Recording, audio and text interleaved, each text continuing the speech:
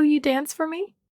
His voice was calm, steady, almost casual, but those words hit me like a bolt of electricity. I froze mid-step, my breath caught in my throat as I turned to see Adam, my 55-year-old stepfather, leaning casually against the doorframe with a glass of red wine in hand. The way he said it, low and deliberate, made my pulse quicken in a way I couldn't quite understand. He wasn't asking for just any dance. His eyes flicked toward the corner of my room, where the chrome pole for my pole fitness routines stood. The pole I had begged my mom to let me install a year ago, back when dancing was just a fun workout for me. But now, with Adam's eyes locked on me, this didn't feel like fun at all, it felt dangerous. "Excuse me?" I finally managed to say, my voice coming out more breathless than I intended. He smiled, taking a slow sip of his wine, his gaze never leaving mine. "Come on, Ivy. Don't act shy now. I've seen you practice before. You're really good at it." My heart pounded in my chest. He had seen me? I swallowed hard, trying to keep my composure, but his words hung in the air, thick and heavy. I should have told him to get out. I should have yelled at him, but instead, I just stood there, frozen, unsure of what to do or say. "Relax," he added with a smirk, noticing my reaction. "I'm just kidding, unless, of course, you're up for it." There it was. That line he liked to walk, between what was innocent and what was entirely inappropriate. He always played it off as a joke, but there was something about the way he looked at me now that made it clear this was no joke. The tension in the room was suffocating, and I could feel my cheeks flush with heat. I didn't know whether it was anger, embarrassment, or something else entirely, but whatever it was, it made my skin prickle. I glanced at the door, wishing he'd leave, wishing this whole conversation had never happened. But Adam didn't move. He just stood there, sipping his wine, waiting for, what? A reaction? A sign? I hated that I didn't know what to do. Part of me wanted to run, slam the door behind him, and forget this ever happened. But another part of me, a darker, more curious part, wondered what would happen if I didn't. "I'm not in the mood," I said finally, forcing my voice to sound steadier than I felt. He raised an eyebrow, as if amused by my answer. "Suit yourself," he said with a shrug, but there was something in his expression that said he wasn't done. He lingered in the doorway a moment longer, then finally turned to leave. I let out a shaky breath, my body tense from the strange encounter. What the hell was that? Why didn't I shut him down harder? Why did I let him stand there and talk to me like that? I felt a rush of shame, but beneath it, something else lingered, something I didn't want to name. I tried to shake it off, but his words replayed in my mind all night. "You're really good at it." How long had he been watching me? And why did it matter? He was married to my mom, for God's sake. He shouldn't be looking at me like that, and I shouldn't care what he thought. But no matter how hard I tried to forget, the memory of his smirk and the way his eyes lingered on me refused to fade. The next morning, I told myself it was over. I'd put it out of my mind, move on, pretend nothing happened. But things didn't go back to normal. Not even close. Every time I saw him, I felt that same tension, that same awareness of his eyes on me, watching, waiting. It was like he knew something had shifted between us, and he was just waiting for the right moment to push it further. By the third day, I couldn't take it anymore. I started avoiding him, staying in my room as much as possible, leaving early and coming back late. But no matter how hard I tried to distance myself, I couldn't escape the feeling that he was always there. Watching. Waiting. And the worst part? A small, twisted part of me wondered what would happen if I let him push it further. That night, my mom left for a work trip, leaving Adam and me alone in the house. I felt a knot form in my stomach as I watched her pull out of the driveway, knowing that for the next 2 days, it would be just the two of us.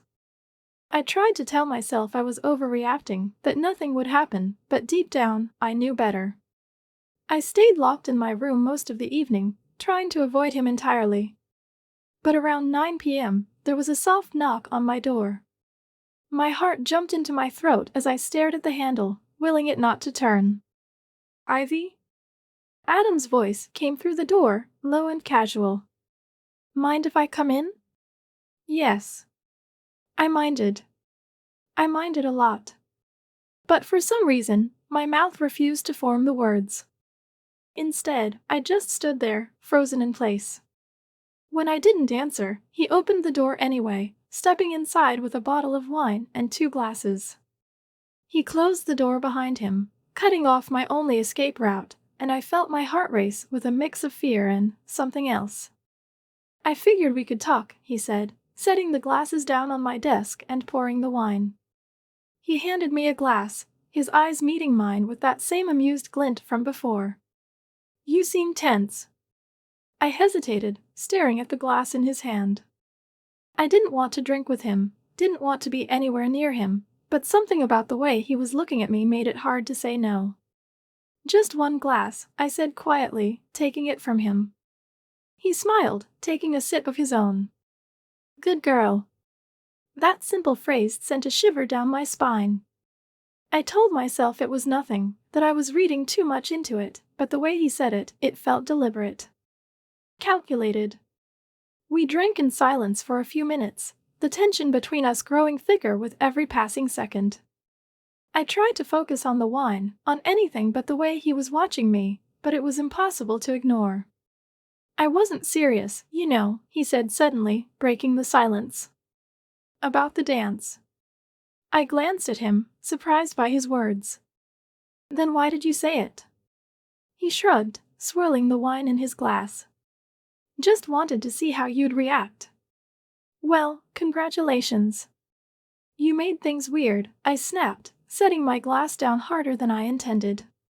But instead of looking ashamed or embarrassed, he just smiled. "I didn't mean to make you uncomfortable," he said, his voice soft, almost sincere. "I just think you're interesting." "Interesting?" I repeated, my heart pounding in my chest. "Yeah," he said, leaning forward slightly. "You've grown up, Ivy.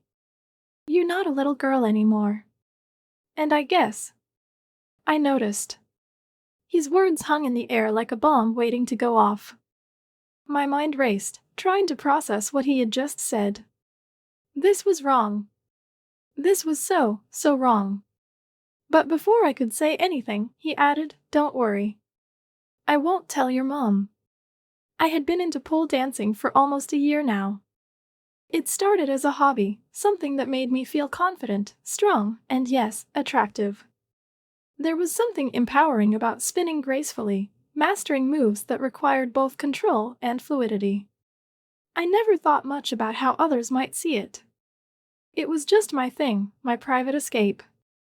But now, standing in front of Adam, I couldn't help but feel exposed in a way I hadn't before. I knew he'd seen me once, by accident, or so I thought. It was one of those evenings when Mom wasn't home, and I had let my guard down, lost in the rhythm of the music as I practiced.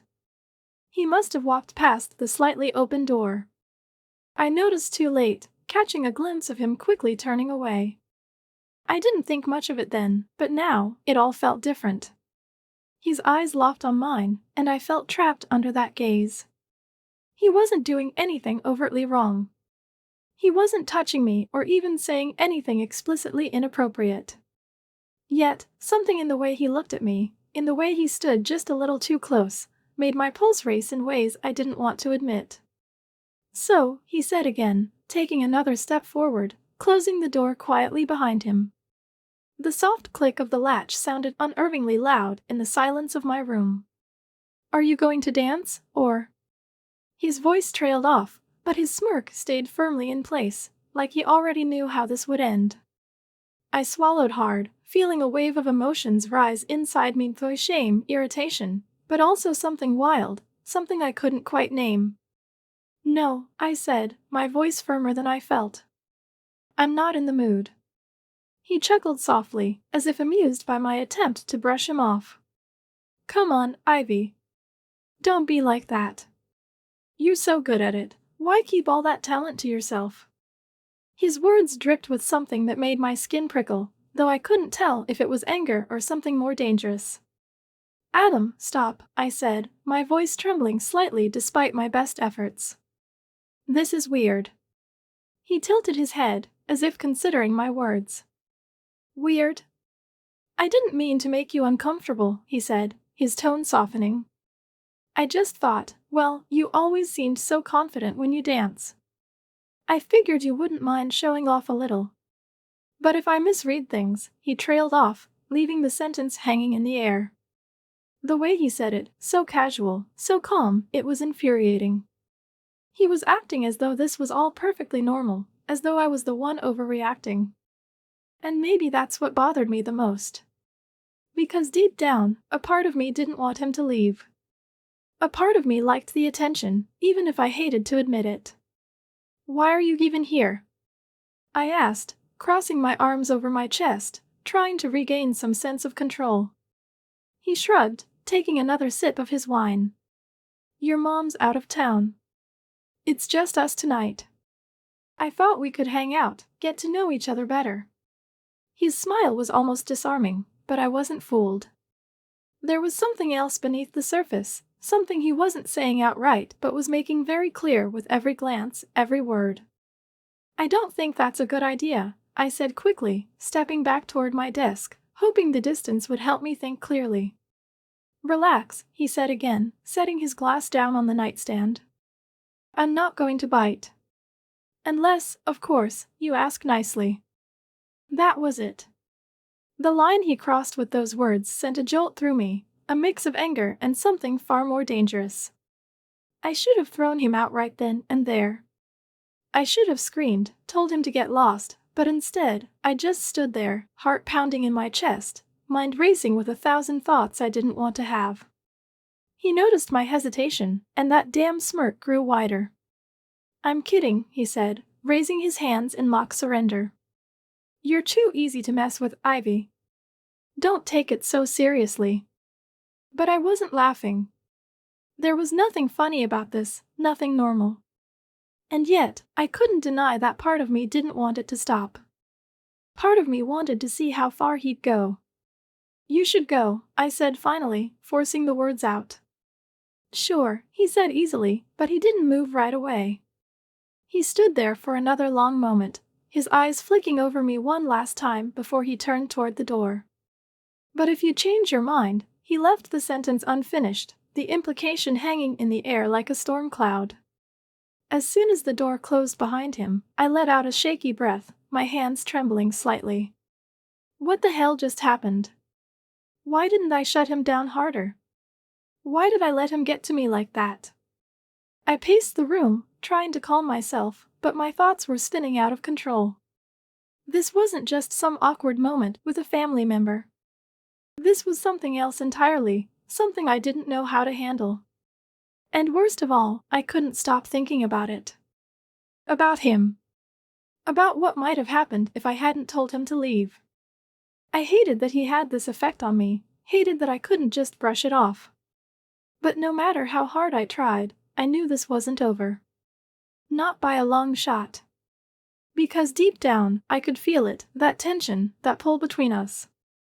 It wasn't going away. And sooner or later, something was going to give. I just didn't know when. Or how far it would go when it did. "Adam, this isn't funny," I finally forced out, my voice sharper than I intended. I needed to regain control of the situation, of myself. But he didn't flinch. Instead, he smiled, that same infuriatingly calm smile that made my heart pound for all the wrong reasons.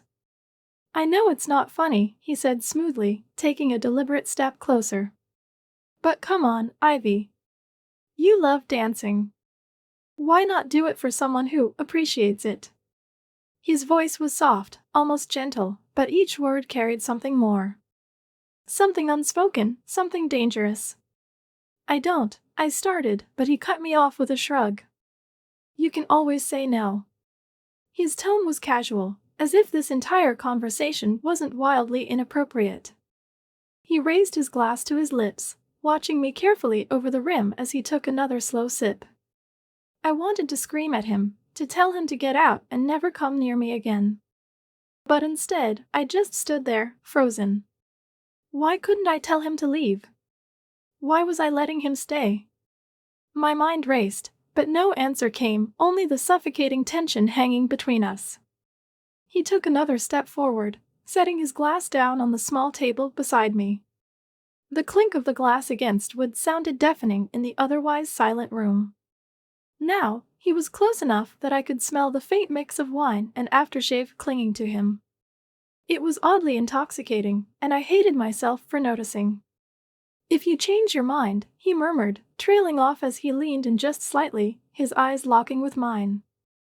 I could feel the heat radiating from him, and for a split second, I couldn't breathe. My heart was racing, my palms damp with a mix of anxiety and something else. I didn't move. I didn't speak. I just stood there, staring at him, caught between the urge to push him away and the unsettling desire to let him come closer. And then, just as suddenly as he had approached, he stepped back. The tension snapped, and I exhaled a breath I hadn't realized I was holding. "Relax, Ivy," he said with a grin. "I'm just teasing. Don't be so uptight." Teasing. Sure. That's what he always did, wasn't it? Push the line just far enough to make me question everything, then pull back before it went too far. But this time, it felt different. This time, it felt like he was daring me to react, daring me to either shut him down completely or not. "I should go," he said after a long pause, picking up his glass again. "Wouldn't want to overstay my welcome." He gave me one last lingering look, his eyes glinting with something I couldn't quite place. "Good night, Ivy." And with that, he turned and left, closing the door behind him with a quiet click. I stood there for a long moment, trying to process what had just happened. My heart was still pounding, my skin still tingling where his gaze had lingered. I felt like I was caught in some twisted game, one I hadn't agreed to play but couldn't seem to escape. I wanted to hate him. I wanted to be angry. But beneath the confusion and the fear, there was something else, something darker, something I didn't want to admit. I liked the way he looked at me. I liked the way he made me feel seen, wanted, desired. It was wrong. I knew that. He was married to my mom. He was my stepfather. This wasn't supposed to happen. But no matter how many times I told myself that, it didn't change the way my body reacted whenever he was near. The next morning, I woke up determined to put the whole thing behind me. I told myself it was just a weird, uncomfortable moment, nothing more. I would avoid him, keep my distance, and things would go back to normal. But things didn't go back to normal. If anything, the tension only grew. Every time we crossed paths, I felt his eyes on me, lingering a little too long, and each time, it sent a shiver down my spine. I told myself it was in my head, that I was overthinking it, but deep down, I knew better. And then came the night when everything changed. Mom was still out of town, and the house was quiet. Too quiet. I stayed in my room, trying to distract myself with anything I could, books, music, scrolling mindlessly through my phone, but nothing worked. My mind kept drifting back to Adam, to the way he had looked at me, to the way his voice had wrapped around me like a warm, dangerous whisper. A soft knock on my door pulled me from my thoughts, and my heart skipped a beat. "Ivy?" His voice was low, almost hesitant. "Can we talk?" No. That was my first thought. I didn't want to talk. I didn't want him anywhere near me. But despite the alarm bells ringing in my head, I found myself getting up and walking toward the door. I hesitated for a moment, my hand hovering over the handle, before finally opening it just a crack. He stood there, looking almost nervous. It was a side of him I hadn't seen before, and it caught me off guard. "I just wanted to apologize," he said, his voice soft. "For last night. I didn't mean to make you uncomfortable." I stared at him, trying to gauge whether he was being sincere or if this was just another one of his games. But his expression was earnest, his eyes filled with something that almost looked like regret. "It's fine," I said quietly, though we both knew it wasn't. He nodded, stepping back slightly as if to give me space. "Okay. Well, good night." He turned to leave, and for a moment, I felt a strange pang of disappointment. I didn't want him to stay, but I didn't want him to go either. It was confusing, maddening, and I hated it. But just as he reached the end of the hallway, he paused and glanced back over his shoulder. "If you ever do feel like dancing," he let the sentence hang in the air, giving me that same infuriatingly calm smile. I didn't respond. I just closed the door, leaning back against it as my mind swirled with 1,000 thoughts. This wasn't over. Not even close. And somehow, I knew that the next time, things would go even further. I just didn't know if I was ready for it, or if I even wanted to stop it. The days that followed were tense, like walking a tightrope over a pit with no bottom. I tried to avoid Adam as much as possible, finding excuses to leave the room whenever he entered, retreating to my bedroom and staying there until I was sure he was gone. But it was impossible to avoid him completely. Every time we crossed paths, I could feel his eyes on me, lingering just a second too long, testing the limits of my resolve. It was maddening. I hated how aware I had become of him, how every glance, every word seemed to carry a hidden meaning now. I hated how he had wormed his way into my thoughts, how I couldn't stop replaying that night in my mind, the smirk, the way he closed the door behind him, the warmth of his voice when he said, "You're really good at it." I knew it was wrong. He was my stepfather, for God's sake. I shouldn't even be thinking about him like this. And yet, the harder I tried to push the thoughts away, the more they clung to me, like shadows in the corners of my mind. By the time Friday night rolled around, I was a mess. Mom had left for a business trip earlier that day, leaving Adam and me alone in the house for the weekend. The thought of spending 2 whole days under the same roof with him made my stomach twist in knots. I tried to convince myself that nothing would happen, that I was overthinking everything, but deep down, I knew better. That evening, I stayed in my room, hoping he would get the hint and leave me alone. I buried myself in a book, trying to distract myself, but every little sound outside my door made me tense up. I was on edge, waiting for something to happen. And then, it did. A soft knock at the door. "Ivy?" His voice was quiet, almost hesitant. "Can I come in?" I didn't answer right away. My heart was pounding so hard, I was sure he could hear it through the door. Every instinct screamed at me to say no, to tell him to leave me alone. But for some reason, I didn't. Something held me back, something I didn't want to admit. After a long pause, I finally spoke. "What do you want?" "Just to talk," he said, his tone still soft, almost careful. "I brought wine, thought we could relax a little." Relax. Right. Because sitting alone in my room with my stepfather and a bottle of wine sounded like a perfectly normal way to spend a Friday night. "I don't think that's a good idea," I said, hoping he would take the hint. "Come on, Ivy. Just one glass. No pressure." His voice was smooth, persuasive, and before I could think it through, I found myself opening the door. He stood there with a bottle of red wine in one hand and 2 glasses in the other. He didn't look smug or triumphant, if anything, he looked nervous. It caught me off guard. I had expected him to be cocky, to smirk at me the way he always did, but there was something different in his expression now. Something almost sincere. "Fine," I said, stepping aside to let him in. "But just one glass." He smiled, a small, relieved smile, and walked in, setting the glasses down on my desk before pouring the wine. I stayed by the door, watching him carefully, unsure of what to expect.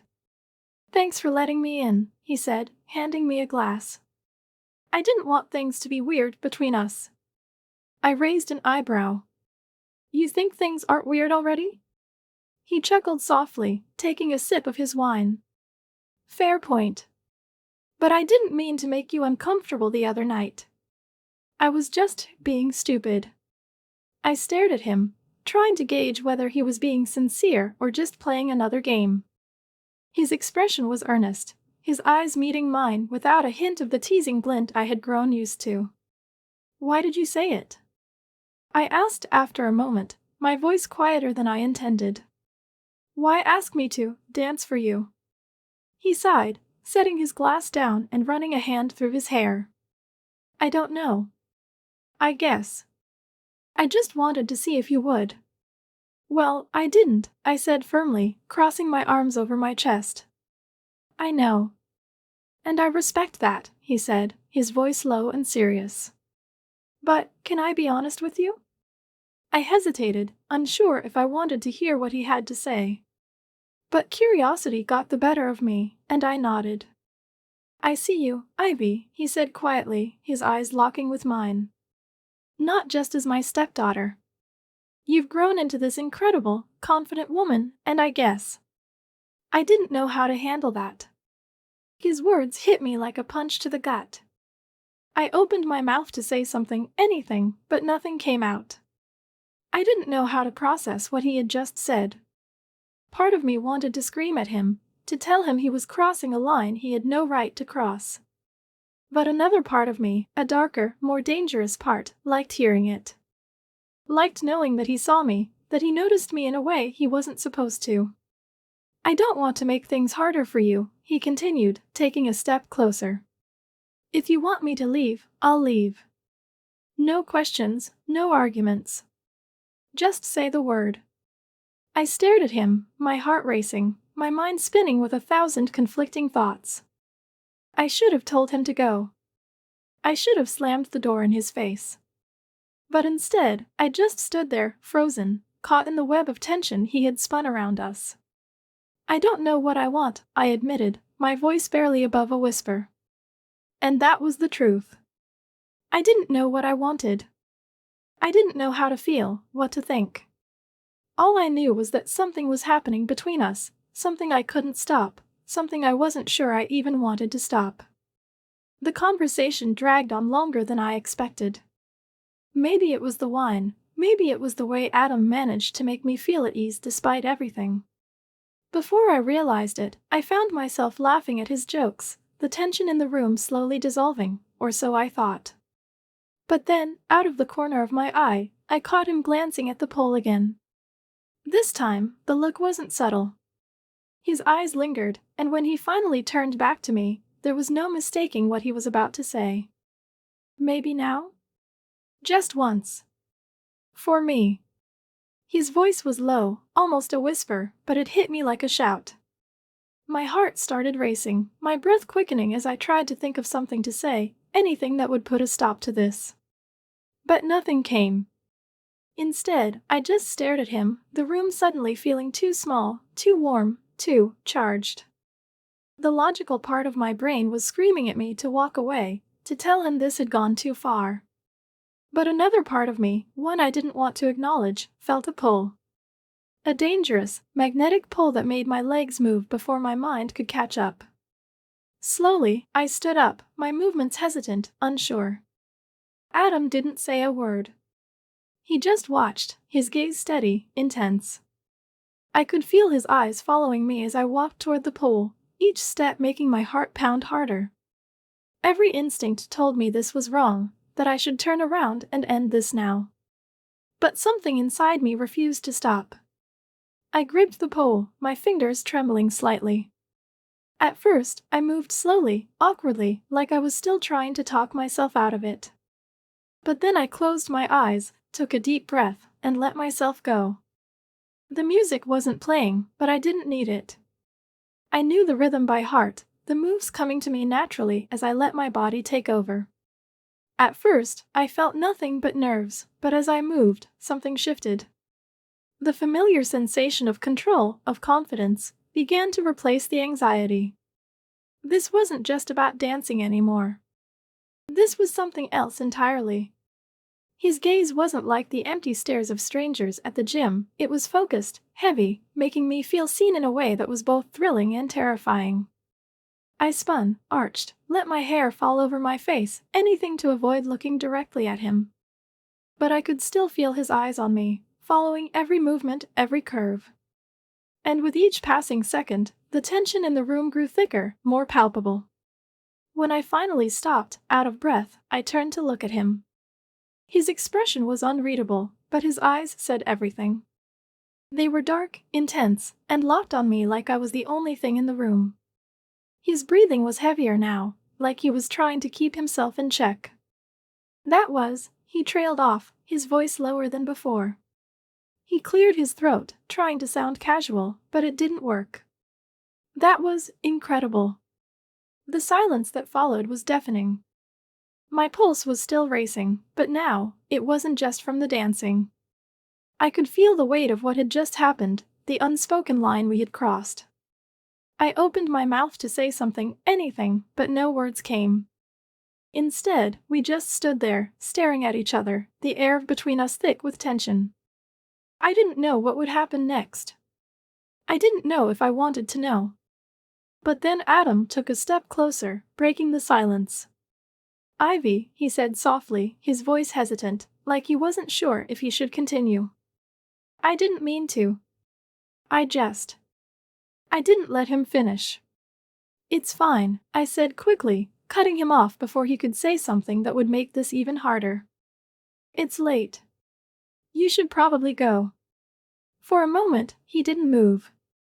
He just stood there, watching me like he was trying to figure out what I was thinking. Then, slowly, he nodded. "Yeah. You're right." He picked up his glass, taking one last sip before setting it down on the table. "Good night, Ivy." His voice was calm, but there was something beneath it, something unresolved. "Good night," I replied, keeping my voice steady even though my hands were still trembling. He walked to the door, pausing for just a second before opening it. He didn't look back as he stepped into the hallway, closing the door quietly behind him. As soon as he was gone, I sank onto the bed, my heart still racing, my mind spinning. What had I just done? What was happening between us? I didn't have answers, only questions I wasn't sure I wanted to face. I thought I would feel relief when he left, but instead, I felt empty. Like something important had just slipped through my fingers. I didn't want to admit it, but part of me had wanted him to stay. Part of me wanted to see how far this would go. And that terrified me. This wasn't over. I knew that much. Whatever this was, whatever we were dancing around, it wasn't going to stop here. It couldn't. Not after tonight. But for now, all I could do was sit in the quiet, trying to make sense of the storm that was brewing inside me. Trying to figure out if I wanted to stop it, or let it consume me entirely.